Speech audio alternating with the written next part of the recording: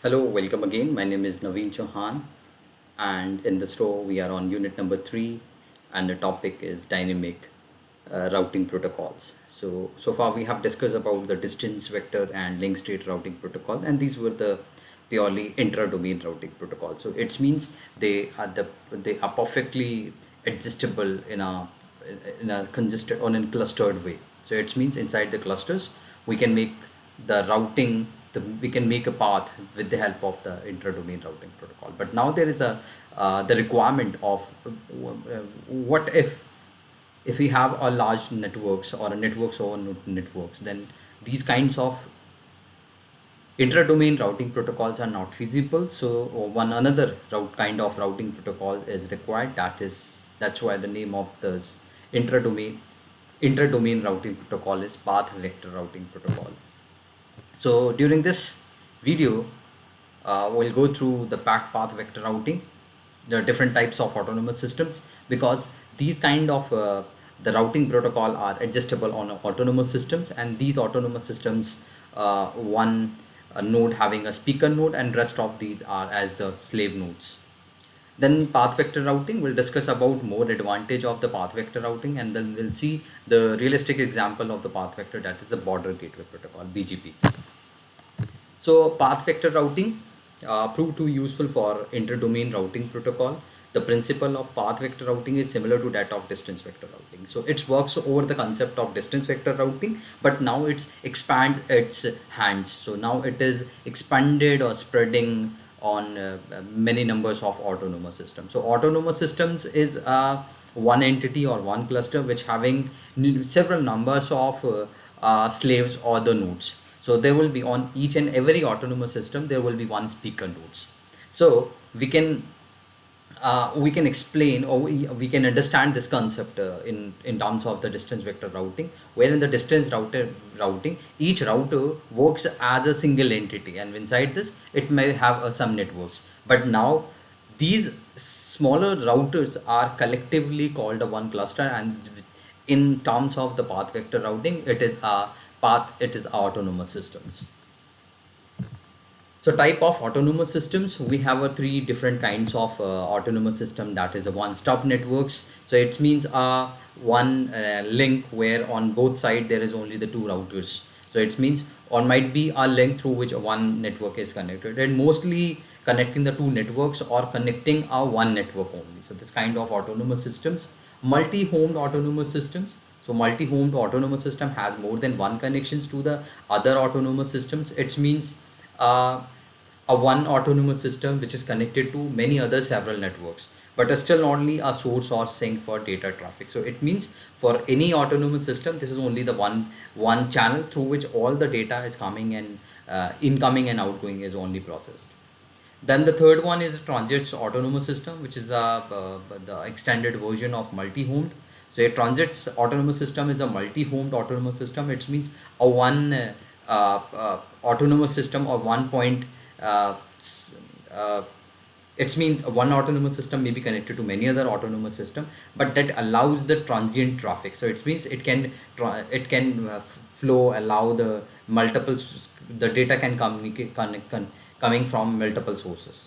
So good example of transient autonomous systems are the national and international ISP. So it means on a top international ISP, then it will be distributed to different countries, right? Also, once we talk about the national ISP, so it will be connected to many numbers of cities and states. You can take it as an example.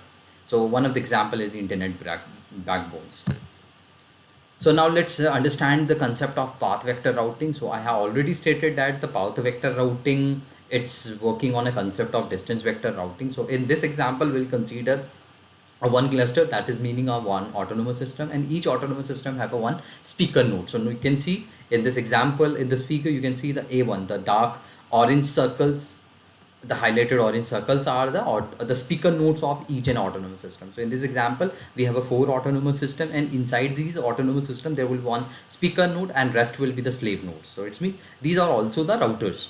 So right? So so at the beginning, at the initialization phase, at the beginning, each speaker node can know only the reachability of nodes inside its autonomous system. So these, inside this cluster or inside this autonomous system, the speaker nodes know how to reach to these internal nodes or internal routers, right? So this is the initialization phase. So all the autonomous system will retrieve the information regarding its directly connected nodes or inside nodes. The second phase is the sharing. A speaker is in an autonomous system share its table with the immediate neighbor. So a two-dimensional table will be shared with other or the neighbor or autonomous systems. So they will share their nodes, and so it means I know how I can reach to my inner nodes, but I don't know how to reach to the other the inner nodes of other autonomous systems. So once the two columns table will be shared with the all the autonomous system with the neighbors autonomous system, so I can know how to reach to the other autonomous systems or inside the other autonomous systems also.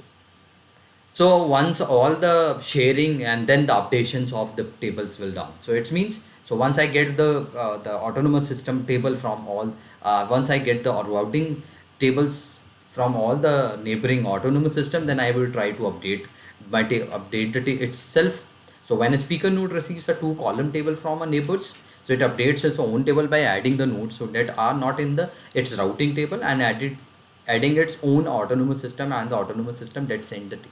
So once I don't have a path to that particular autonomous systems where I want to move, right? So when I get the table, when I get the information from the other autonomous system, so I will keep these information in my tables. So there will be still there was a one problem, that is a looping.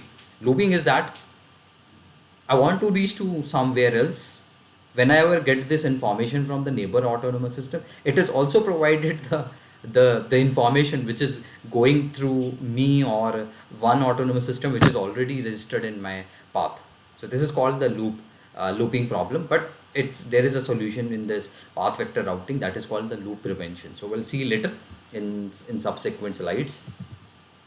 So now advantage of path vector routing. So that's I already talked about this loop prevention, the instability of distance vector routing. So that was the problem, because highly dependent on the neighbor might put you in a infinite loop. So instability of distance vector routing and the creation of loops can be avoided in the path vector routing. When a router receives a message, it checks to see if its autonomous system is in the path list to the destination. If it is, looping is involved and the message is ignored, so it will not update its table. The another one, the policy routing. The policy routing can be easily implemented through path vector routing. The reason is, when a router receives a message, it can check the path. If one of the autonomous system listed in the path is the against its policy, if the system administrator already fixed some policy, the all the path will not, yeah, all the messages will not go through that particular autonomous system. So that can also be checked at the time of updating the route. So it means, so here you can see system listed in the path is against the policy, so it will not update. So it can ignore that path at that destination. So it does not update its routing table with its path and does not send this message to its neighbors. Third is an optimum path.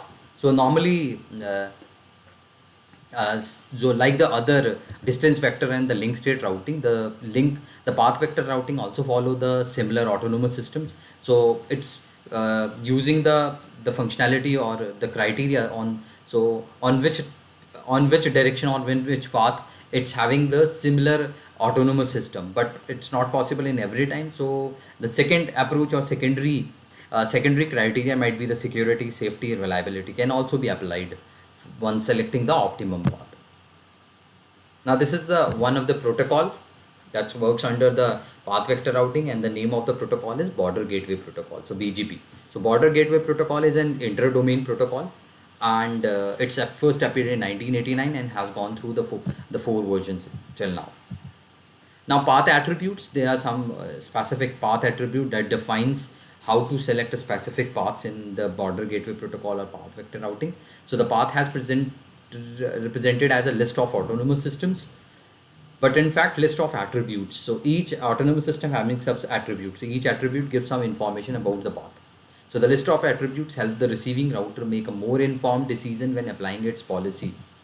Right, so attributes divided into broad categories. The first is your well-known and optional.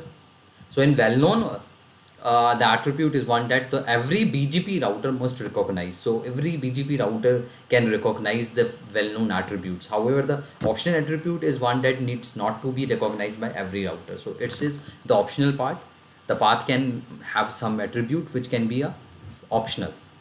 So well-known attributes are themselves divided into the two categories. Further, they divide into two parts: the mandatory and discretionary. Discretionary. A well-known mandatory attribute is one that must appear in the description of a well route. However, a well-not discretionary attribute is one that must be recognized by each router because it's a well-known, but it is not required to be included in every update message. So it can be excluded from every updates of the message. So one well-known mandatory attribute is origin, that defines the source of the routing information. So these are the attribute that can be kept by these the messages while updating the messages. Another well-known mandatory attribute is autonomous path. This defines the list of autonomous system through which the destination can be reached. So another well-known mandatory attribute is next hop, which defines the next router to which the data packet should be sent. Similarly, the optional attribute can also be subdivided into two more categories: the transitive and non-transitive. So an optional transitive attribute is one that must be passed to the next router by the router that has not implemented this attribute. So once your neighbor router doesn't know about this optional attribute, so you can pass these information to the neighbor routers. However, the optional non-transitive attribute is one that must be discarded if the receiving router has not implemented. So once it received, so it can be discarded if the receiving router has not implemented this.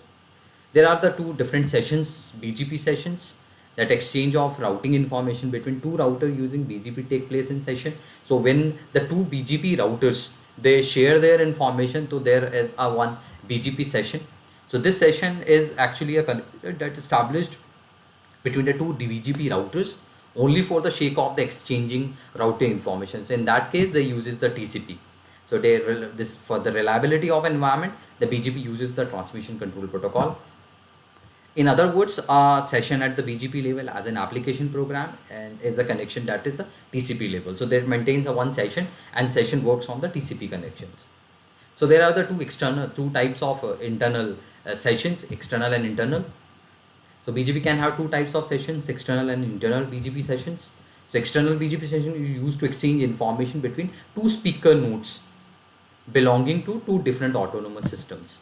And the internal BGP session, on the other hand, is used to exchange the routing information between two routers inside the autonomous system. So all the exchange of information between the inner nodes of any autonomous system is done by the internal BGP sessions. However, the exchange of information between any two speaker nodes is done through the external BGP sessions. So you can refer the Frozen Data Communication and Networking 5th editions for more details. Thank you.